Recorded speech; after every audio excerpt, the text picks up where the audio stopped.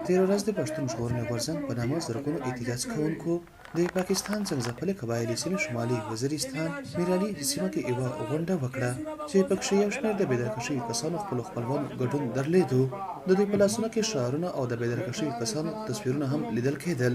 که څه هم د شمالي وزیرستان څخه بېدرکه شوي کسانو کره شمېر نه دی معلوم، خو د غورځنګ مشرانو وینا تر مخه تر دې مهاله د پښتنو د بېلابېلو علاقو څخه نږدې تر 4.5 نه زیاتو بېدرکه شوي کسانو نومونه راغونډ کړي دي. زیاته کړه په میرالي کښې د جلسې وروسته دغه بېدرکه شوي کسانو شمېر اوس نږدې تر 15,000 نه هم سیوا شوی دی.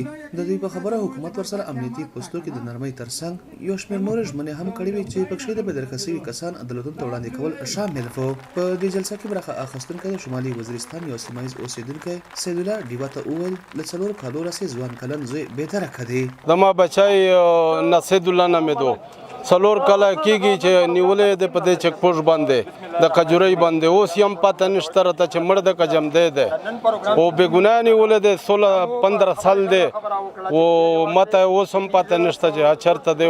خو کور شی قسم د مور ده چې هره جمعه هره میاشت بعده زړه خرابېږي او بیا یې قسم د زوی چې نن مړېږي سبا مړېږي. په دې غونډه کې ګډونوالو د منظور پښتون په مشرتابه د یو موټی کېدو شعارونه هم ورکول او ویلې په شمالي وزیرستان کې ترهګرۍ پیښو وروسته هم ځایي اوسېدونکي زورونې لړۍ لا هم روانه ده. د دوی په خبره د کډوالۍ ژوند تېرولو وروسته اوس په علاقه کښې د امنیاتو په وجه دوی ته جادي او مالي نقصان رسېدو سره د معاش سرچینې هم زیانمنې شوي دي.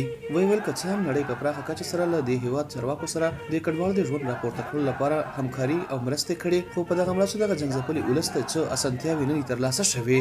د شمالي وزیرستان د کډوالو د کمیټې مشر نثار علي ډیوه ته وویل نور پښتون ولس د خپلو حقونو او غوښتنو لپاره راپاڅېدلی او هېڅوک یې مخه نشي نیولی.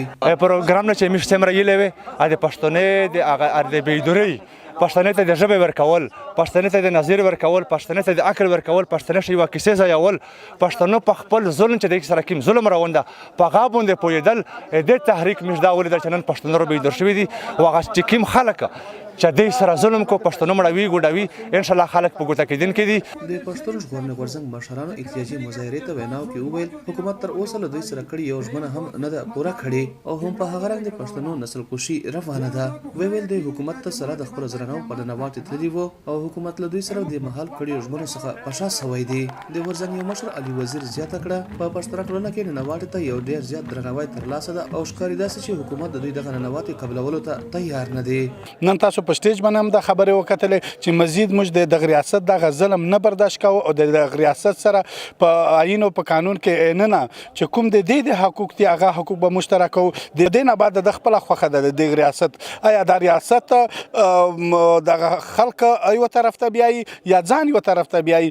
د دې اوس مرضي د دغه ریاست د واکدارانو ده چې آیا د واکداران د دې خلکو ته یو ذهني ازادي، جسماني ازادي، علاقایي ازادي ورکوي که دا خلک اخ پسون ته راپاسي که نه چې ریاست ته پخپله ووایي چې ته ظالم جبیر یې زه تا سره تګ نه غواړم. یاد دې وي چې د 13 جنورۍ میاشتې له 26 نیټې څخه له ډېر اسماعیل خان ځای دغه د پښتنو د احتجاجونو لړۍ پیل شوې ده چې تر اسلام آباد رسېدلې او دوی په خبره کړه دوی دغه غوښتنې ونه منلې شوې نو دغه احتجاجي لاریونونه به نوره هم پراختیا کوي. دا دې هم یادوي که څه هم تر دې مهاله د غورځنګ مشرانو له اعلی حکومتي او پوځي چارواکو سره لیده کاته شوي، خو په حکومتي کچه دغه احتجاجونو ته څه غبرګون تر دې مهاله نه دی ویلی شوی. عدنان بیټنی، وایس اف امریکا، ډیوه راډیو او ټي وي، میرالي، شمالي وزیرستان.